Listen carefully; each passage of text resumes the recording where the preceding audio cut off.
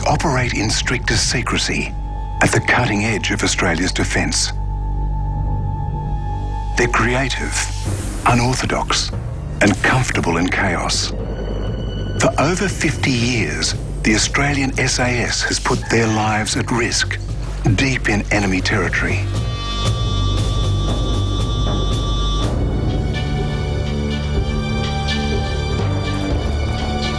This is the only television history ever supported by this highly secretive regiment. We take you beyond the stereotypes to reveal the unexpected story of the real people who set out to transform SAS from the ugly duckling of the Australian Army into Australia's force of first choice.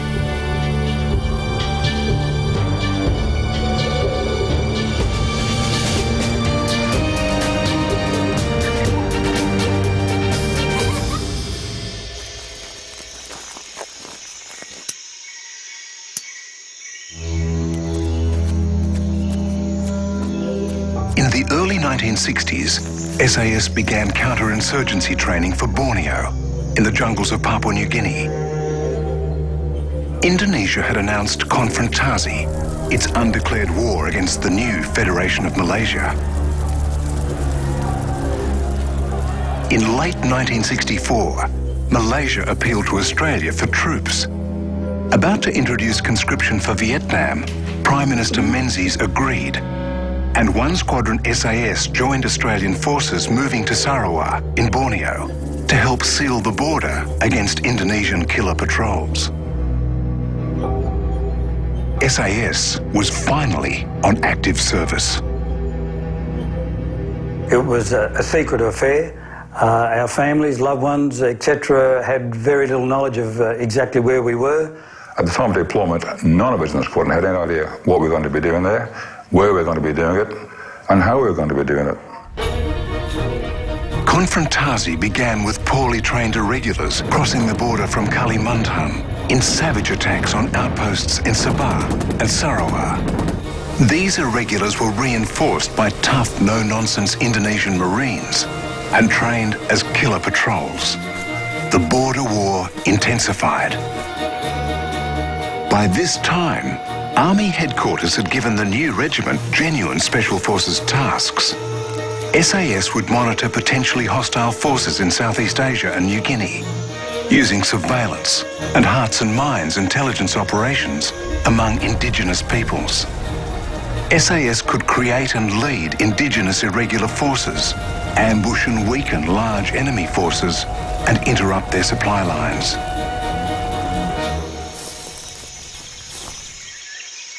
To protect their operational security, SAS became enclosed and cagey, keeping their operations secret from the rest of the army. But this secrecy didn't help their reputation with those they most needed to impress in Canberra. There were still some people in Army headquarters in Canberra who were worried that the SAS were a bunch of cowboys going off out of control and doing things that we shouldn't do, and because this was the first time SAS had been deployed in operations. Unfortunately, this feeling of uncertainty about SAS lasted well into the SAS commitment into Vietnam. On one squadron's arrival in Brunei, the experienced British 22 SAS taught them counter-insurgency tactics based on smaller four-man patrols. But the Australians rejected the British doctrine of saving a patrol by leaving its wounded behind. The Brit system operating on four-man patrols was one of shoot and scoot. It was very strongly advocated by the Australian patrols when they took over from the 22, is that whatever happened, if a man was wounded, that the patrol would come back and get him. The task of the British commander in Borneo, General Sir Walter Walker, was difficult. He had to seal the jungle border and defeat the killer patrols, while at all costs avoiding the political nightmare of all-out war. Although this sensitive task was ideal for SAS, Walker was initially not sure what to do with SAS troops. 40 years later, SAS would experience this same frustration when it arrived to fight Al-Qaeda in Afghanistan. At first, Walker wanted SAS to jump in as paratroopers to retake villages captured by the Indonesians. But Britain's 22 SAS persuaded Walker to use SAS strategically as pathfinders to detect Indonesian troops crossing the 1,100-kilometre border and to locate their bases in Kalimantan for infantry attack. Additional intelligence would come from vital hearts and minds operations among the local border tribes.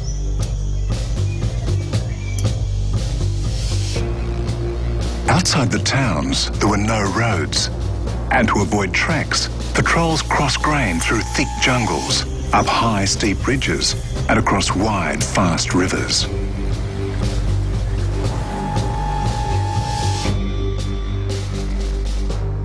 Personally, I found Borneo an absolutely beautiful country. It was still virgin. There were very few roads at all, except in the Kuching city itself. But the outskirts, the mountains, etc., it was a truly lovely country, one that I'd certainly like to go and tour again before it becomes industrial. At twilight time and night time, it was very daunting, very eerie. Even during the day, the sunlight's just coming through the canopy in shafts, and when there's no sound, there's no birds are singing, you think, what's going on, what's wrong? You have to be adaptable, you have to have a character that will accept that. SAS patrols often lasted 14 arduous days. There was no resupply. Each man had to carry with him 14 days' worth of food.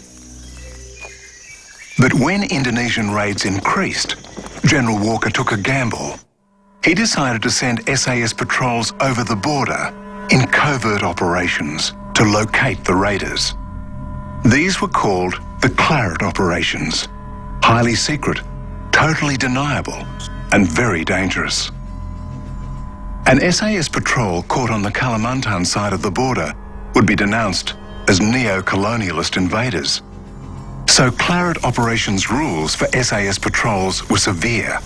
No dog tags to be worn, body waste to be wrapped in polythene to suppress the smell, no one to be captured, dead or alive, and anyone caught would be disowned by his government.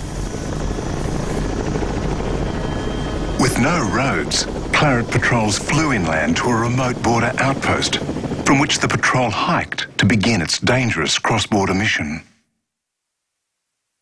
But during the Borneo patrols, the bushcraft skills were something that we really had to concentrate on, where the infantry skills are somewhat different, where we were given maps that sort of went up to a border, and across the border where we used to cross over, it was just a blank sheet of paper. There were no contour lines, any hills or height features were marked by hachures, and the only way we could overcome this problem was one of bearings and paces. Paces we got from using sheep counters. So our navigating skills had to be really extreme. And of course the mountains and the environment we're in, that we just had nothing to work off. So we had to make our maps as we were going, and it was quite a challenge. And of course the main navigation was one of using the major rivers. And this has of course been a mainstay in Southeast Asia ever since. But it was difficult and quite frustrating at many times. The Indons were on to us.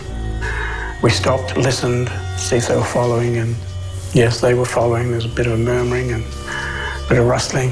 So off we went again, and quietly, silently, stopped again, had to listen, off again.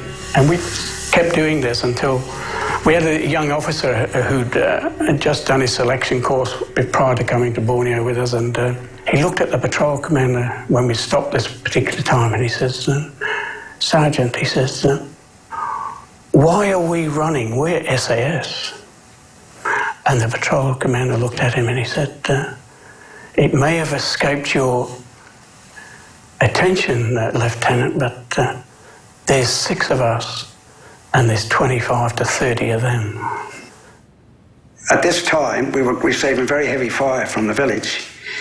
The main group pulled out, not realising I was left behind because I was a bit hurt, and with the 2 SAS boys. When we realised they'd gone, we went a little bit silly and decided to charge this post, but behind us, 12.7 machine gun opened up from the hill behind us, so we regained our senses straight away with alacrity, and we took off. Because of the high country and the actual radios we were using, basically Second World War stuff, the rains, dampness, the radio operators, what they had to do was pull their sets apart and find an opening in the canopy where we'd get a bit of sun on the radios to dry them out before we could actually make contact. We were within 50 metres or so of the camp when we were sprung by an Indonesian platoon. I never put a set back together in such a short time. They then mortared us to our immediate front, and we ran through that unscathed and headed back to the border with the enemy in hot pursuit. And it wasn't long before we could pick up exactly what they were doing. Stop for a brew would be 3 whistles, so we would stop for a brew too. It was rather like a travelling circus, and they were always the same distance behind us. I withdrew my hand grenade from my shoulder pouch and we put it across our tracks with a piece of fishing line tied to a bush. Some 5 minutes later there was a huge explosion, accompanied by much screaming and blowing of whistles, and we realised then that we'd managed to get the hunters off our back.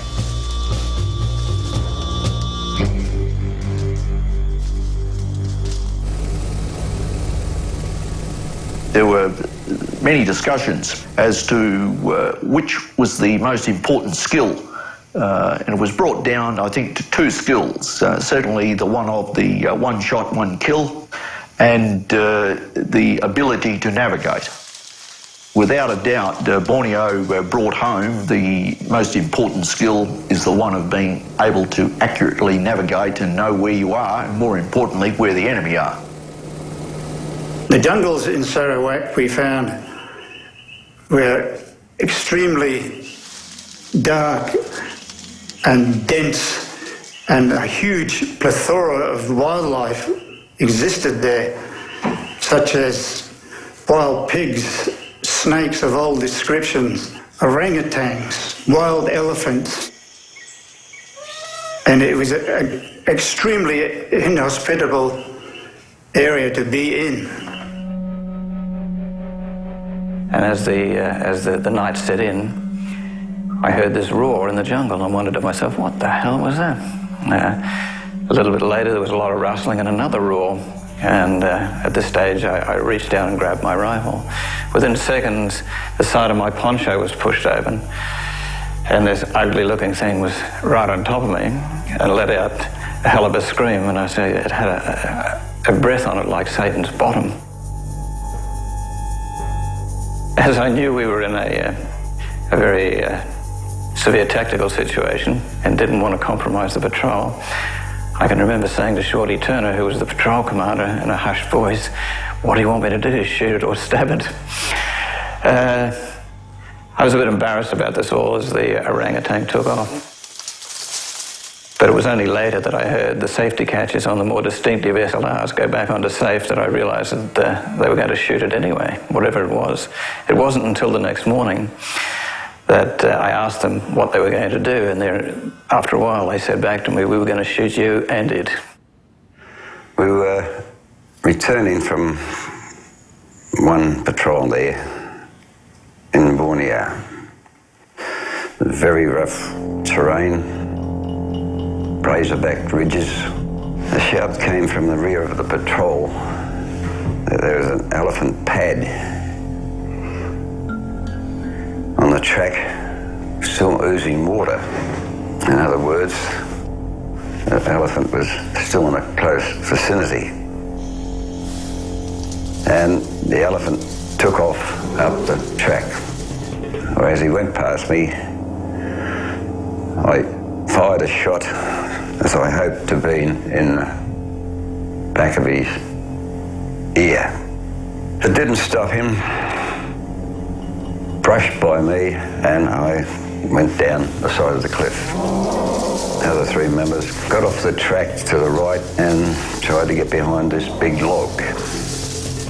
The first two members got across, but the SIG,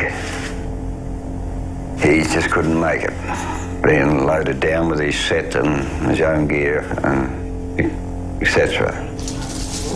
Made it halfway across the log when the elephant gored him.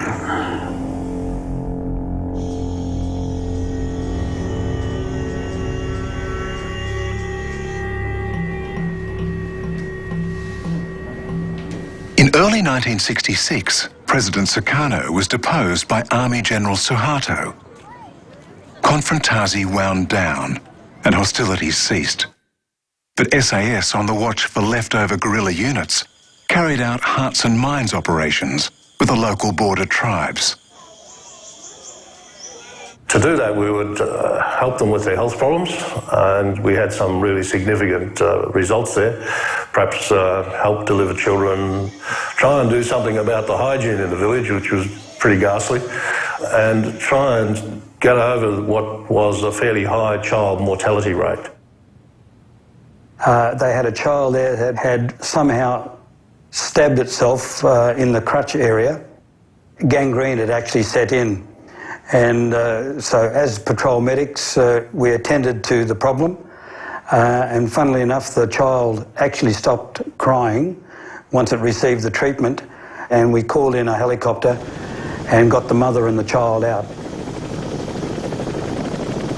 We got along pretty well with a mixture of language and joking with one another, and it was quite often that they would come up and stick their foot alongside ours and make fun of us having big feet, and we would sort of then make fun of them having rings through their ears, which they're very fond of having. The teeth would be a lot generally rotten because of betel nut. We would get the tooth out, and then the patient would be given a short course of tetracycline, which was the new wonder drug in the 60s, in order to stop any infection. But at the same time, we were sort of plying them with questions about what was happening on the other side of the border. Now, the border is something that's drawn by Caucasians and put on maps. It means absolutely nothing to these hunters. Look, I think Borneo was a classic SAS surveillance operation. Long-range patrols, sometimes across the border, reporting back what you saw, harassing the enemy. SAS operations in Borneo were a success. But because they remained top secret, the army at large continued to mock SAS as super soldiers or glamour boys. SAS's own secrecy was working against them. From sheer ignorance, the army might in future squander proven SAS talents. In Vietnam, that risk would become reality.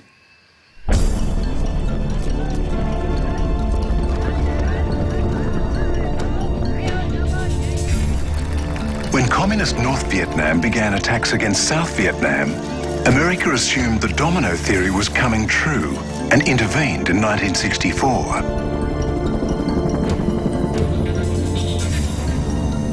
But by 1966, even with American support, South Vietnam was losing the war to Mao Zedong's first and second phases of revolutionary war, terrorism and guerrilla tactics, which neither the American commanders nor the colonial French generals before them really understood.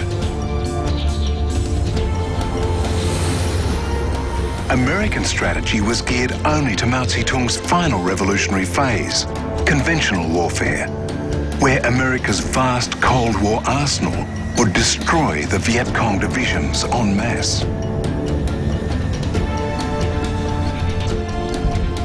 But the elusive VC fought as guerrillas, farmers by day, fighters by night.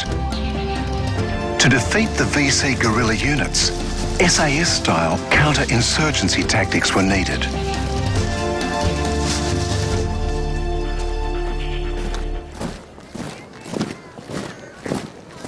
In June 1966, Australia, keen to keep America in Asia, sent a small task force to Vietnam. The Australian mission was to pacify Phuoc Tuy province, a communist stronghold east of Saigon. 3 Squadron SAS were in action for the first time. In 1966, we were flying in the Qantas charter to Saigon. Just prior to landing, the captain came on the radio and said, "Gentlemen, welcome to Saigon. The outside temperature is 30 degrees, and gunfire on the ground is light to moderate." Phuoc Tuy province, with its monsoonal jungle hiding VC guerrilla units, was a very dangerous place to be. The task force boldly set up camp in a rubber plantation at Nui Dat, disrupting a major VC supply route. They declared a large area off limits to all Vietnamese, enforced by round-the-clock fighting patrols. The Australians faced a formidable jungle enemy. The Vietnamese were cunning, hardy and aggressive warriors, experts at guerrilla warfare, fighting on their own ground against the invaders. I might add that they were fearless fighters and very brave fighters, and one never ever took the attitude that they were inferior to us. After centuries of occupation, the Vietnamese had expelled the Chinese. They'd driven out Japanese invaders in World War II, and they defeated the French colonial empire in Indochina in the 1950s. The Viet Cong were basically a low-technology army, improvising simple but effective tricks. Although well-equipped by Russia, they ingeniously recycled American war waste. One particular exercise we did, we found a grenade-making factory. What they used to do is they used to find old smoke grenade canisters, which burns the centre out, and they'd fill them with explosives and turn them into a grenade. The VC could even cope with the dreaded American B-52 bombing strikes.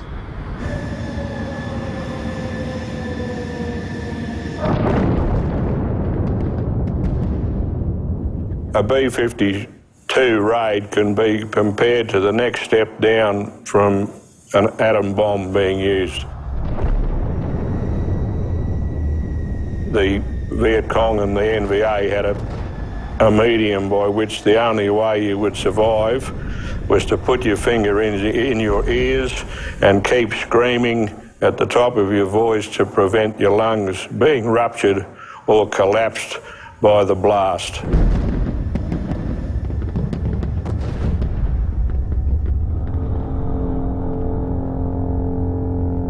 To conceal their losses, the VC also removed their dead and wounded after battle.